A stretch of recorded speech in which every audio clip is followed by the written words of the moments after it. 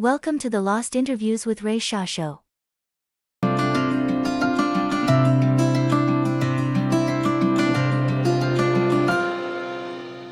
How's the weather over there in Palm Springs? It's beautiful. It's like in the 70s. Yep, just like here in Sarasota. Yep. Sarasota, Florida.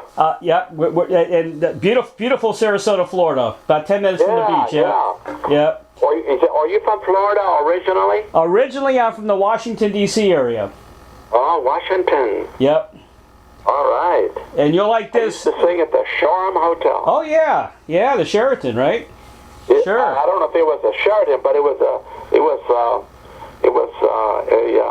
Shoreham. I remember that's the name of the hotel. Right. Yep.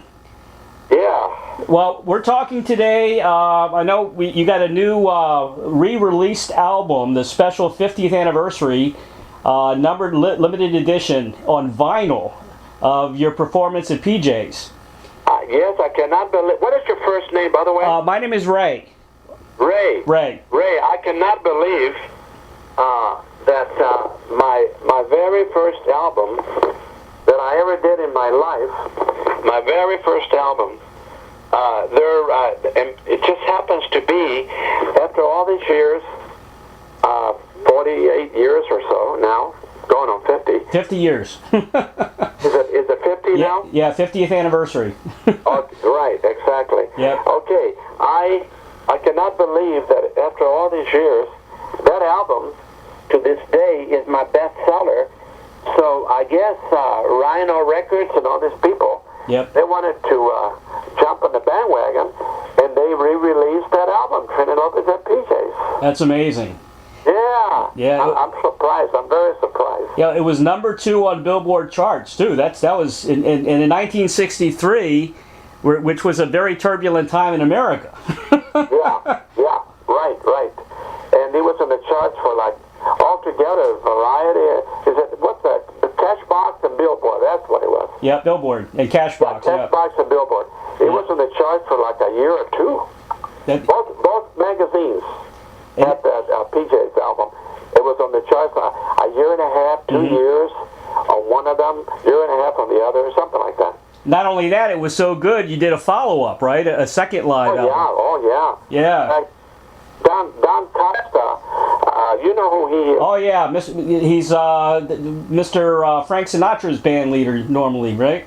Not only band leader, Yep. he was his conductor. Right. At one time, he was his arranger in many albums, many great albums, Sinatra and Strings, and on and on. Yep. He was, at that time, Don Costa was riding high with Sinatra and Johnny Mathis, Barbra Streisand, and Stephen Eady, and on and on. Now, I got to ask you about this. When you, your hero was Frank Sinatra. Right, always has been, yeah. Yeah, mine too. I saw Frank in concert maybe 5 times. I loved him. He was I've been to thousands of shows, and Sinatra's still the best. He's got the best band behind him, you know? He was the best singer in the world, yeah. I agree. Well, what was it like when you first met him and he signed you to Reprise? Well, I wanted to work at a place called PJ's from where I was working at that time. I was working at a little nightclub in Beverly Hills called the Ye Little Club. Yep. Y-E, Ye Little Club. It was an English pub. Real pretty, real nice place, real elegant place. And I was booked for 2 weeks, and I stayed a year. And I kept hearing about PJ's. And the reason I was excited about maybe one day working there is because I used to hear that Sinatra went there all the time with all his buddies, you know, everybody. Right. And people like Paul Newman and Steve McQueen and all these big stars of the day. And when I used to work at the Little Club, I used to have a lot of stars come in, but they were the young Hollywood. They were the Connie Stevens. They were the Bob Conrad. Right. Remember Bob Conrad? Oh, yeah, from Wild Wild West. Right. And many Baba Sheba and all that. Yep. Baba Black Sheba. He had a lot of 2-3 different series, and a lot of people that were series, and they were on the way up the ladder of success. But I kept hearing about the higher Hollywood echelon. They used to go to PJ's, and I heard Sinatra used to go in there. I said, oh, God. I said, I got to go. I got to work there, you know. So when I finished my year engagement at the Little Club, they wanted me to work at Peaches because I created a big following in Hollywood, big following. And so I was very, very popular there, and thank God. And so they hired me for 3 months at PJ's, and I stayed a year and a half. And all by myself, just me and my guitar. That's amazing. Yeah. And I used to work from 9 to 2 in the morning. I used to do 4 shows, and I never repeated a song. 4 hours of singing. Wow. And I never got a sore throat. I never got sick. Oh my God! By the grace of God, you know. So did Sinatra? He saw you performing, and did he just walk up to you and start? Oh, no. He started coming in, and I was so excited to see him in person, you know. And I was too shy, especially in those days. I was too shy to even, you know, get close to him, let alone talk to him. And so what happened was after he came in and saw me about 3-4 times, he sent Don Costa to talk to me. Oh, okay. Because Don Costa was one of his main record producers, right, for Reprise Records, right. And so Don Costa introduced himself to me and said, Trini, I'm here on behalf of Reprise Records. And I said, oh my God, I said, Sinatra's label. He said, yeah, you know the label? I said, oh, of course, you're kidding. And the reason Don Costa was so surprised that I knew the label is because Reprise at that time, Sinatra had already had Reprise for about, I guess, a year or a little longer. Right. And he had Dean Martin on the label, Bing Crosby, Sammy Davis Jr., everybody. Yeah. All these big stars. But they weren't selling any records. Huh. So I guess they were looking for new blood or something. So he said, we'd like to record you here. And I was surprised. I said, record me here? I said, not in a studio? He says, no, we'd like to record you here. And I said, may I ask why? And he said, because we want to put on wax all of the excitement that you're creating here, right, at PJ's. We want to put it on wax. I said, well, that makes a lot of sense. Yep. He said, yeah. So I said, okay. I said, all right. So I said, after that, can we, because he said, we'd like to give you, he came back a couple of times, and the second time he came to talk to me again about signing me up, he said, we'd like to give you an 8-year recording contract. 8 years. That's a long time. Long time. Nowadays, you're lucky if you get a 1-album deal. Yeah, that's true. For any artist. Yeah. But in those days, it was still unheard of. And I said, oh boy, you know, I was all excited. And so we recorded the album, and that was another big smash album, my first, because songs out of there came out that were number 1 for me, like If I Had a Hammer. Yep. They went on to be number 1 in 38 countries. That's amazing. And then La Bamba, and oh my God, all this land is your land, and Bye Bye Blackbird, and Goody Goody, and all these songs. And so he said, Trini, now the album's been out about 5 months or so, and it's beginning to be a big hit all over the world. I was surprised. I thought I could just be famous in America. Next thing I know, I'm getting calls and telegrams and phone calls from all over the world. Yeah. And Don says to me, he says, Trini, he came back again after we did the album and everything, and he came back and he said, Trini, we got to do another album here. I said, Don, you told me we could go in the studio. He says, I know. He says, we'll do one more here because your album is such a hit. We got to do another one. I said, okay. So they call it More at PJ's. Yeah. More Trini Lopez at PJ's. Now that album had songs like Kansas City and oh my God, all kinds of hits again. Mm-hmm. And so right after that, then I started recording in a studio. You know what's really remarkable? Not only the timing, because 63, and then of course the Beatles hit in 64, and the Mercy Beat and the British Invasion all came. But not only were you very popular with those songs, the Pete Seeger song, the Hammer song. But Peter, Paul, and Mary also did it, and you beat them out with that and Lemon Tree. What happened there? People ask me all the time, why did you record these songs? I said, I just did them because I liked them. Yeah. I like the lyrics. I like the melody. I like the message they had. The songs had messages in those days, especially the folk music. Right. And I just did them because I liked them. That's all. That's the only reason I did them. I didn't think I was being a genius or anything. But the only thing I did do that was different was that I put all these songs, I put my own spin. Right. Put my own spin on these songs. Yeah. That I did do. Yeah. That I give myself credit for. Yes, you did.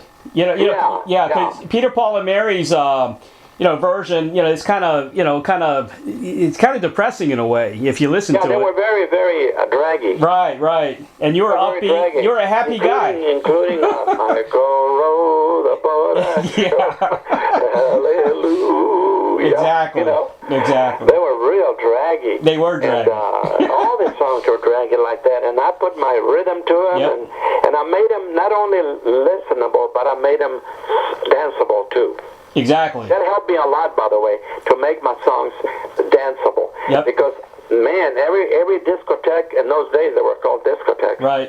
Every discotheque that I went to when I started traveling a lot, right after I left Peaches, I started traveling all over the world. And everywhere I went, all over the world, they were not just playing my songs on the discotheques, but they would put one of my albums on and play it all the way through.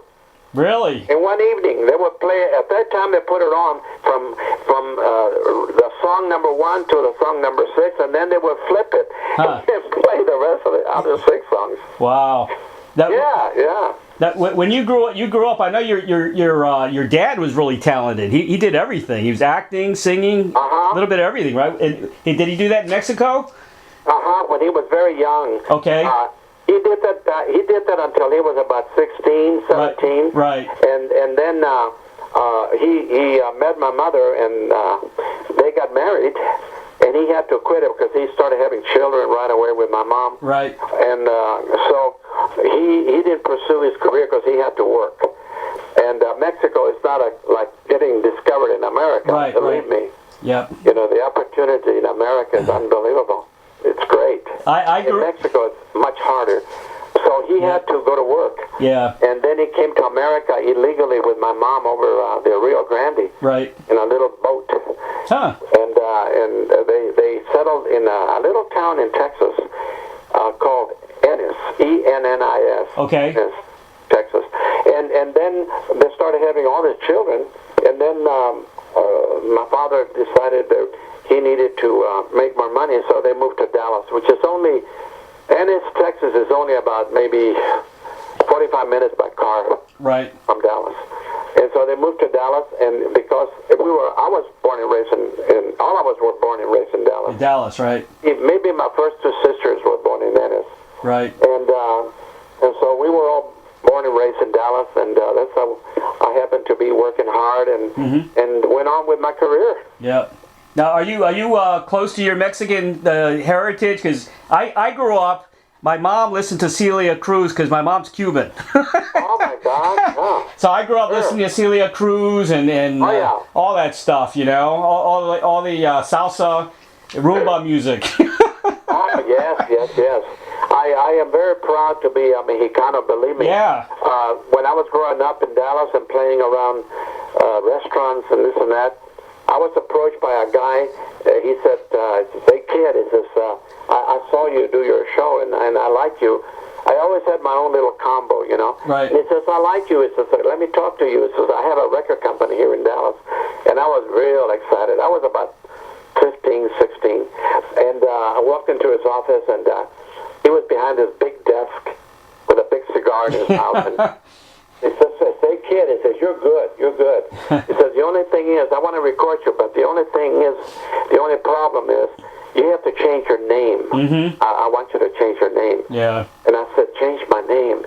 He says, "To what?" He says, "I don't know." He says, "Trini is okay, but Lopez has got to go." And I didn't like that at all. So I said, "Oh my God!" I stood up and from my chair and I I shook his hand. I said, thank you for your time. I said, but I can't do that. Right. But thank you anyway. And I started to walk away, and as I got to the door, he says, hey, kid, wait a minute, hey, kid, come over here. He says, okay, you can keep your name. And I stuck to my guns. Right. Because he said to me, who's going to buy a Trini Lopez record? He said to me. They're always wrong, aren't they? Wrong, yeah. From that song, I recorded the song. I recorded my first song that I recorded at that time. I recorded a song called "The Right to Rock." I wrote that. And they heard it in Cincinnati, Ohio, of all places. Right. You know that they called me. I don't know how in the world they found me in Dallas, but they called me, and they said we'd like to record you. And they told me there were King Records and all that. Right. And they said we also have subsidiary labels. We have not only King, but we also have Bethlehem Records. And Deluxe Records. Right. And those, let me tell you who was. You're not going to believe who was on those labels at that time. They were all black artists, all black. Okay. James Brown. Yep. On King. Yep. Clyde McFadder, the directors. Yep. All these people. Little Willie John, who recorded the original, the first song of Fever. Wow. Yeah. Remember that? Oh yeah, definitely. Yeah. And then on the jazz label, they had Bill Doggett, who had a big record called Honky Tonk. Oh yeah, great instrumental. Yep. Great instrumental. Yeah. And they had a girl singer named Nina Simone. Yeah. Yep. It was a good. Yeah. Remember her too? Yeah, Nina Simone. Sure. All these people on the jazz label and on the regular King Records, but they were only playing this artist on obscure obscure radio stations. Yeah, kind of underground. They weren't playing them on mainstream radio. Right. And all those people that were recording, all these people that I mentioned to you, they were the songs that they would do and they would record.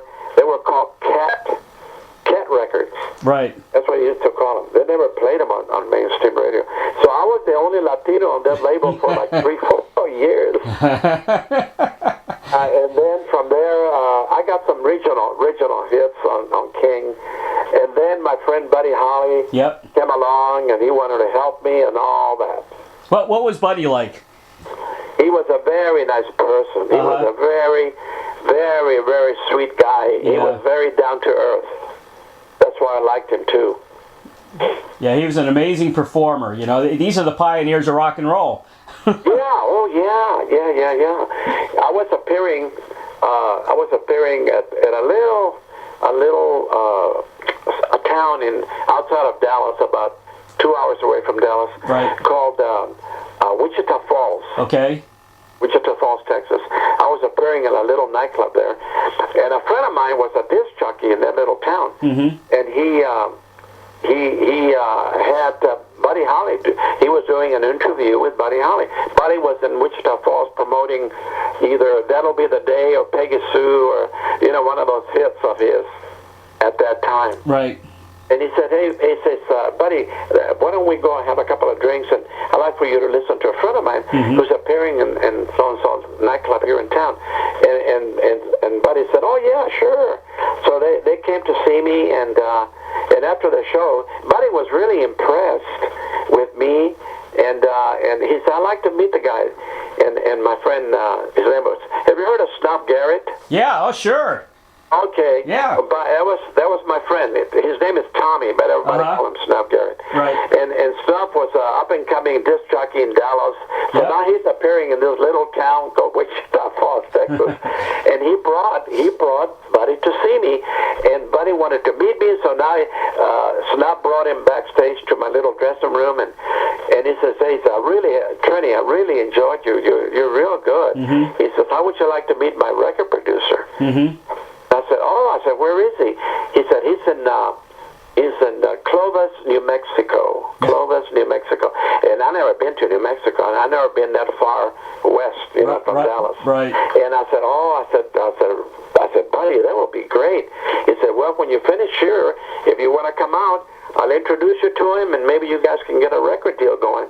I said, oh, boy, I was elated, So I packed my little my Woody station wagon with about 4 or 5 guys in my band. Uh-huh. And we drove to Clovis, New Mexico, which took a good day and a half to 2 days to get there. Huh. And so now that night there was a big party, and Buddy said, "Why don't you do some songs for us? You and your band at the party." I said, "Oh, sure." So I sang like a half an hour, and the next morning, the guys in my band, they woke me up like 8 o'clock in the morning, and they knocked on the door, and I said, "Who is it?" It says, "It's us, you know." I said, "Well, come on in, you know." So they came on in. I was in bed asleep. Right. I used to sleep till 2 in the morning and 2 in the afternoon in those days. but now they wake me up at 8, and they said, "We got to talk to you. We got to talk to you." They were very serious. Right. I said, "Is something wrong? Did somebody die or what?" Yeah. "What time is it?" They said, "It's 8 o'clock." I said, 8 o'clock? They said, "Yeah, we got to talk to you." I said, "What's wrong?" They said, "We want you to know that we had a meeting, and we decided to all go commune. We're going to go commune." Right. And I never heard that word before. Yeah. I said, "Commune?" I said, "What does that mean?" He said, "Well, it means community property." Community property. Yeah. I said, "Community property?" I said, "I don't know what you're talking about." He said, "Well, we're all going to go community property with the band. We're not going to call it Trini Lopez and his combo anymore, and you're not going to sing anymore." And I said, "Who's going to sing?" He said, "We're all going to sing." Yeah. I said, "But guys, I knew they didn't know how to sing." Yeah. So I said, "Guys, you guys don't know how to sing." They were musicians. They were instrumental musicians. They said, "Yeah, but we're all going to sing, and you're not going to make the money. We're all going to split the money 5 ways and all that." I said, "Oh, God." So I stayed there. I wanted to come back to Dallas, but I was too afraid to drive by myself to Dallas. Right. I was really shy in those days. I was only like 18. So, but a very young 18. So we recorded nothing but instrumentals. They wouldn't let me sing. Can you believe that? That's crazy, huh? That's crazy. Yeah. And I took him back to Dallas, and I said bye to the last guy that I dropped off at his house, the bass player. I said, "Earl," I said, "I won't be seeing you anymore, so good luck." He looked at me and says, "What do you mean?" I said, "Well, I'm going to have to get another band." He says, "Trini, we may get a deal on Columbia Records." Yes, and they call it another name of the group. And I said, no. I said, "That's not right, Earl, what you guys are doing. That's not right. Was that the... You guys are, this is mutiny." Yeah. Was that the Big Beats? Was the Yeah, right. Big That's what Beats. they called themselves. Okay. They never did anything. Right. But I said, "I got to get another band. I got to start all over again. So good luck to you guys." And I went, I got myself another band within 2-3 weeks. I got another band. And just, by the grace of God, I'm appearing in my last nightclub in Dallas, making $800 a week. I was making a lot of money. Really? That's a lot of money back then. I was making $800 a week. Yeah. And I always used to make good money with my music. Yeah. So now I get a job. Listen to this. I got a gig, of all places, at Buddy Holly's hometown of Lubbock. Lubbock, Texas, yeah. Lubbock, Texas. Yeah. I got a job at a millionaire's club, and I was making all kinds of money. And during my intermission, there was a phone call for me, and he was my friend, Snuff Garrett. He says, "Trini, this is Snuff." I said, and I hadn't seen him in a while. Yeah. I said, "Snuff," I said, "Where are you?"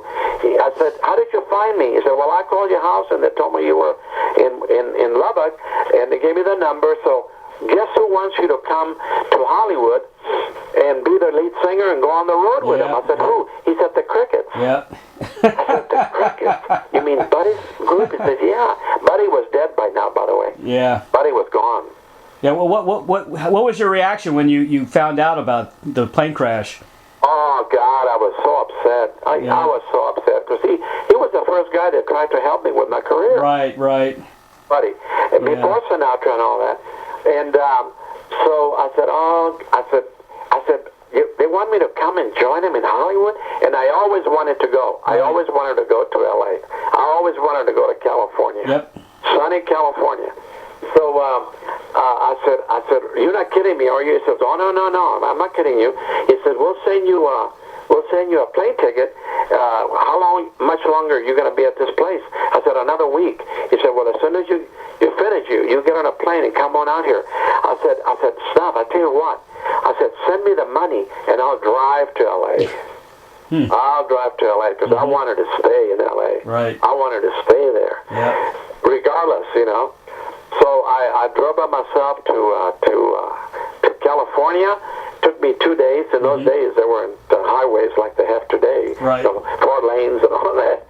And it took me 2 days, and I was afraid. I was so afraid. And I got there and partying every night. The boys had a real nice house overlooking all of Los Angeles. They had a cliff. You know what a cliff hanging house is? Oh yeah, definitely. Yep. Yeah. And they was overlooking all of Hollywood. It was great. And they were having parties every night for like 2 weeks. And we were, listen to this, we were partying with people that were already with hit records.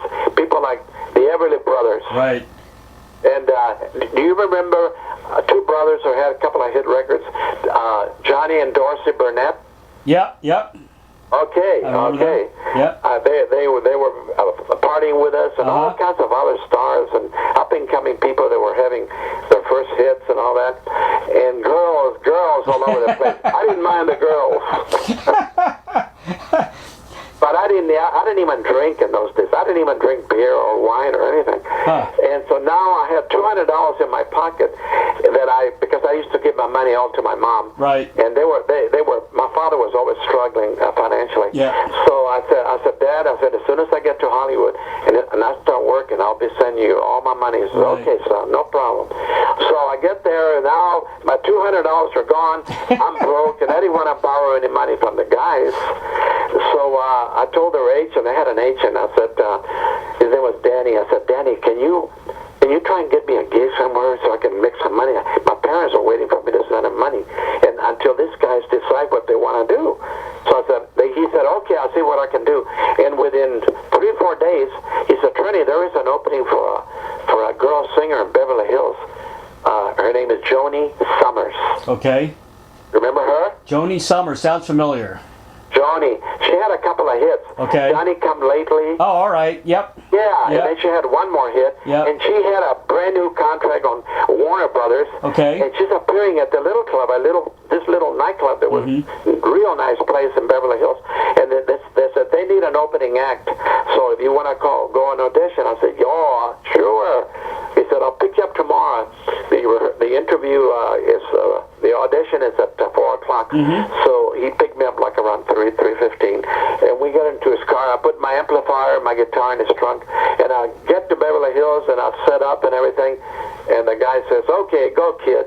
So I started to do my first song, and I only did about 6-8 bars of a song by my friend who became my friend later. Dean Martin had a big record at that time called Sway. Yep. Remember that song? Yeah, I do. Yeah. So I started with my guitar, just by myself on the stage with my guitar, sitting on a stool. Yep. And I went, dum, dum, dum, dum, when marimba rhythm starts to play, dance with me, sway with me. And he stopped me. He says, okay. And I didn't think he'd like me, the owner of the place. He says, okay. And I looked at him. He says, you open tonight. I said, what? He said, you open tonight. And I said, well, sir, I'm with a group called... He said, no, I don't want you with a group. I want you just by yourself with your guitar. Well, he hired me for 2 weeks. He says, if they'd like you here, he says, you stay 2 extra weeks. Nobody stays more than 4 weeks. And people like Jack Jones were coming in. Yep. But he was on his way up the ladder, you know. And all these different people remember Gene McDaniels? Gene McDaniels. Yep. Yeah. He had a big record called 100 Pounds of Clay. Yep. Okay. All these people were just beginning to record. Exactly. And they were coming in and they were staying not more than 4 weeks. Yeah. Well, guess what? I stayed a year. A year. And from there, I kept hearing about PJs. And then I finally landed PJs, and I finally got a deal with Sinatra, and everything else is history, like they say. Isn't that amazing? Yeah, I know you're a fantastic performer, but you had luck on your side, too. You had a lot of luck on your side. Yeah. did I ever. My secretary is writing my life story, and I really would like to call my book By the Grace of God. That would be nice. Yeah? Yeah. That would be nice. Are you working on your book now? Yes. Oh, Good. yeah. We've been working on it for about 2 years now. Yeah. Yeah. She's writing my story, and I'm dictating everything to her, and she's putting it all down, you know. Excellent. Well, if you need any help, I can. I'm an author as well. Are you? Yeah, I got a second book coming out called Saving Rock and Roll. And, Are you kidding? And you're going to be in it. I'm going to put you in there also. Oh, thank you so much. Yeah, Do you man. mind sending me that book? Yeah, well, I said what I'm going to do. I'm going to do a Kickstarter campaign, raise some money for it, because I'm going to include an audio CD with it. That's great. With all these interviews. I've done about 200 interviews in the last year and a half. Are you also going to have a hard copy of the book? Yeah, oh yeah, both. A hard copy. Send me the hard copy. That would be great. I will, man. And if you want, I'll send you my first book. It's a memoir. It's about me growing up in the family business in D.C. It's pretty cool. Okay, let me give you my address. Okay, or maybe, let me have your address. Go ahead. Okay, 1139, 1139. Right. Abrigo. You spell the word, my street is Abrigo. Abrigo. Abrigo Road. Okay. Palm Springs, California. Yeah. My zip is 92262. 92262. Okay, well, I'll start sending you some of my books, see if you like them. That would be great. I look forward to reading them. I'm working with a producer here in Tampa. We're trying to do a talk show, bringing in all the old rock and roll guys and do a talk show, and we want to we want to sell it to Hollywood if we can, because the television today, pardon my expression, is real mierda. Oh yeah. You're right. Yeah. You're right. When you were doing some clubs in Texas, did you run into Jack Ruby? I worked for him during the time that I was struggling in Dallas, but I was making pretty good money, and Jack Ruby used to have 2 or 3 strip joints. Right. But he had one nightclub. He had one supper club. Okay. And that's where he wanted me to work for him there, and I did. I worked for him for about 6 months, and he liked me. He was very nice to me. He was a tough guy. Yep. He used to throw people out of there bodily and fist fights and a whole bit. I could tell he was a tough guy, but he was very nice to me, and I got to work for him. Little did I know, Where were you when Kennedy got shot in Dallas? I was at a nightclub in San Francisco called the Off Broadway. I was appearing at a nightclub on North Beach, real nice part of San Francisco. Yep. And I got myself a manager, because by this time I'm already, with a couple of albums, and my albums are selling like crazy. And I got myself a manager, and I'll never forget, he called me and woke me up around 9 o'clock in the morning, 2 hours difference in California. Kennedy got shot around 11 in the morning. Mm-hmm. Right. Around there. Right after the breakfast. Yeah. Okay, so it had to be about 9, 10, 11. About 9 o'clock when he woke me up, he says, Trini, I'm sorry to wake you, man. He says, but President Kennedy just got shot in Dallas. Mm-hmm. And I was more surprised that he got shot in my hometown. I know. I said, Dallas? He said, yeah. He says, turn the TV on. And I said, okay, I sure will. And I turned the TV on right away, and of course everything was unbelievable. Yeah. Before President Kennedy was shot, my first album had been out already a good 8 months or so, and I got to meet later on in years, as I went along with my career, I got to meet the number one Air Force, the number one hostess for Air Force One when Sinatra was president. Oh, really? She was a real pretty lady. Huh. And I met her at Peter Lawford's house. Yep. He had a beautiful home in Malibu overlooking the ocean. and he had a big party one night. He said, Trini, I want you to meet this real pretty lady. I said, okay. So he took me. There was a lot of people there. He took me all around the room, way to the other side. And he says, Trini, this is a lady that wants to meet you. And I said, okay. And then he left. And I said, what is your name? And she said, my name is Monday. I said, Monday? She said, yeah. I said, wow. Monday. I like that. What do you do? And she was very sexy. Yeah. I said, what do you do? She said, and she looked at me, we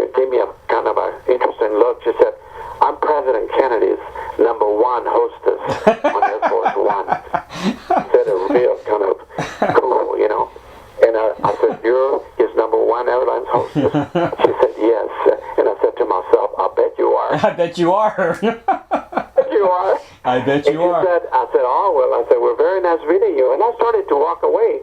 She said, in fact, when I'm with the president and we're at his Oval Office, and then he finishes working at the Oval Office, he meets me at the library at the White House, and he loves two of your songs from your album. Right. I said, these are his favorite songs. And I said, what's that? What songs are those? He said, Goody Goody, and Goody Goody and Heart of My Heart. Right. Goody Goody and Heart of My Heart. Right. Those are his favorite songs of yours on that album. I said, oh my God, I was elated, you know. And then this happened in Dallas. Oh my God! And I used to work for Jack Ruby. I know. Well, at least Jack Ruby killed the bad guy, you know? Yeah, supposedly. We don't know why or how, or you know, but he did. Well, maybe one day we will, huh? I don't know. Probably not. We'll probably never find out.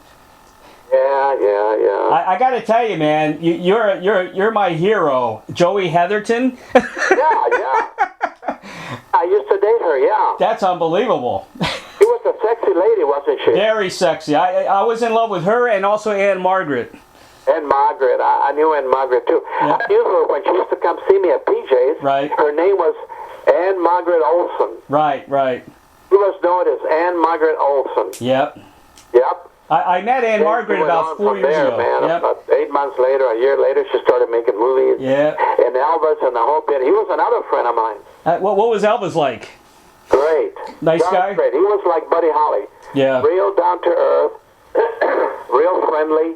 And he was my neighbor here in Palm Springs. He lived half a block from my house here. Yeah, they were trying to sell his house recently, right? Well, he honeymooned at this house that's about half a block from my house. Uh-huh. And from there he moved up a little higher into a little bit more of a hill here in my same neighborhood. Right. I live in an area called Vista Las Palmas. Okay. And he moved up another 10 blocks from there, and he lived there for a while. And I don't know if that's the one they're selling now. I don't know. Yeah. You know, Joey Heatherton's been kind of a recluse for years. Yeah. How's she doing, you know? Somebody told me that she got into a lot of drugs. Really? Is that what it is? Yeah. It's a shame. That's what I heard. Yeah. Man, How long you been a writer and all that? I've been a writer for about 6 or 7 years. And before that, I was a DJ in radio. I was a top 40 DJ back in the late 70s. Late 70s? Late 70s, yeah. Oh, boy. Back in the disco, I guess that probably back in the disco days when you had Blondie and Donna Summer and, oh, yeah. you know, Anita Bell. Of course. Of course. I remember those days very well. Oh, yeah. Yeah, I heard some of your disco mixes. You had some good disco stuff back then, too. Yeah, oh yeah. I've done, this was by the way, my latest album is my 65 CDs. Right. And I'm working on doing a new album of all original songs. I've never done an album of just original songs. Oh, that'll be great. Yeah, I'm going to be working on that. Okay. I'm also working on a PBS special they want to do of me. Fantastic. They want to do a PBS special. They want to call it Trini Lopez and Friends. Awesome. Yeah. Yeah, your last couple of albums, you did Rambling Man and Into the Future, and you had some really cool tracks on those albums. You had some cool, like, classic rock stuff on there. Yes, and Into the Future is an album that I always wanted to do because most of the songs in that album, I always wanted to do some Sinatra songs. Right. And so I put in some great songs that I've been wanting to do for a long, long time. Yep. I got a couple of rockers in there, but the majority of the songs are, you know, Angel Eyes and My Funny Valentine, you know, real good songs like that. Have you done an all Sinatra album before or not yet? No, maybe one day. Yeah, that would be great. That would be great. I saw a YouTube video of you jamming with Chuck Berry. Oh my God, yeah. I used to host Hullabaloo. That's right, you did, didn't you? Yeah, I used to host Hullabaloo quite a bit. Yeah. You know, a couple of guys from that show, they emailed me and they told me that they're thinking and they're working on doing a hullabaloo on a Broadway show. That would be cool. On Broadway. Yeah. Yeah. That would be Did interesting. you hear about that? I haven't heard about that one, though. Not yet. Yeah, yeah. So that was a great show, of course. And I used to do the biggest shows on television. It was great. you've been with everybody. The female counterpart to you, I interviewed Petula Clark, and she had a lot of great stories like you. You know, she was good friends with Dean Martin, and she loved Dean Martin. Oh yeah, I met her in Paris. Yep. At that time, she was married to a Frenchman. I don't know if she's still married. Yeah, she still is. She's living in Switzerland now. Switzerland. I talked to her about 6 months ago. Yeah, yeah. Yeah, she's doing great. She's got a new album out, and she's 81. Oh, she has a new album out? A new album out. She's 81, and it sounds great. Oh, really? Yeah, good? It's a real good album. Her voice is right on, man. All right, great. She's a nice lady. She is a nice lady. Yeah. Yeah. I just want to. We're almost done here. You had a brief acting career as well. Yes, sir. And I know we all know about the Dirty Dozen. Oh yeah, that was my biggie. That was pretty cool. Were you actually on the rope when Lee Marvin shot the rope? Yes, I did. That was dangerous. I could have, if I had let go of that rope, I think I would have broken my neck. Probably. They didn't have anything on the bottom for you, like a net or anything? No. No. The director, Robert Aldrich, Right. was a real tough guy. Right. And he didn't do any of that. And I wasn't going to say, well, I don't want to do it, you know. And I had a small part. I had a big part in the movie, but Sinatra told me to leave the picture. Right. Yeah, and because of that, I had a small part. So when people see me, tell them not to blink. Or they'll miss me. well, the filming ran long, right? Didn't it go over a year or something like that? That's the reason Sinatra told me to leave. Yeah. My contract was for, I think it was four months, Right. and I was there 7 months, and the movie wasn't even half completed, not even half. And Sinatra had just played Mia Farrow, like now, and then the next day they flew to London for their honeymoon, and just him and Mia and the cook, Right. named George Jacobs, who just died not too long ago. Yeah. George Jacobs was his valet for many years. He was my friend too, and so Sinatra invited me to dinner that following night, and at his flat in London. And as I was getting ready to leave, he says to me, Trini, I understand your movie's running really late. I said, yeah. I said, how did you know? He says, I know. Sinatra knew everything. Oh, wow. I said, yeah, I know it's running real late. And he said, you ought to get back to your career. And I said, oh. And I looked at him, and he says, I think you ought to leave the film. And I looked at him and says, leave the film? He said, yeah. I said, do you think so? He says, oh, yeah. He says, he said it just like this. He said, he says, the public is very fickle, and they'll forget about you. Yeah. The public is very fickle, and they'll forget about you. He says, you're hot as a firecracker right now. Right. But if you don't go back on the road and back to what you're doing, other than this movie, he says, the public will forget about you. Yeah. He was probably right. Yeah. So it took 3 attorneys to get me off the film. 3 attorneys. Yeah. Yeah. Yeah, there's a lot of good music coming out about then too, so he probably was right. Well, I was in those days. I was doing 4 albums a year. Yeah. For reprise. That's a lot. 4. That's a lot. That's quite a lot. That's every 3 months. Yeah. Yeah. Yeah. Trini, here's a question that I ask everyone that I interview, and I get very interesting answers. If you had a Field of Dreams wish, like the movie Field of Dreams, to play, sing, or collaborate with anyone from the past or present, who would that be? Okay, to collaborate in what field of show business? I'm sure you're talking show business. We're talking music. Oh, music. And music. Oh, well, I'm the kind of artist that I have never being offered to do a lot of singing with other artists. Right. Sinatra had a thing going where he had all these different singers with him and this and that, you know, to sing with him in different albums. You know, those duet albums. Yep. And I never got too much offers to do that. The only thing I'm doing right now, but I'll answer your question in a minute. One of the latest albums, latest recording effort that I have done. If you look at my website, there is an album coming out with me and David Somerville. Okay. From the group, the Diamonds. The Diamonds. He had a couple of hits. Remember, what was one of his? My secretary just walked in. Okay. Little Darling. Remember Little Darling? Yeah, Little Darling. Yep. Well, I sing with him on that song. Okay. And I even do part of it in Spanish.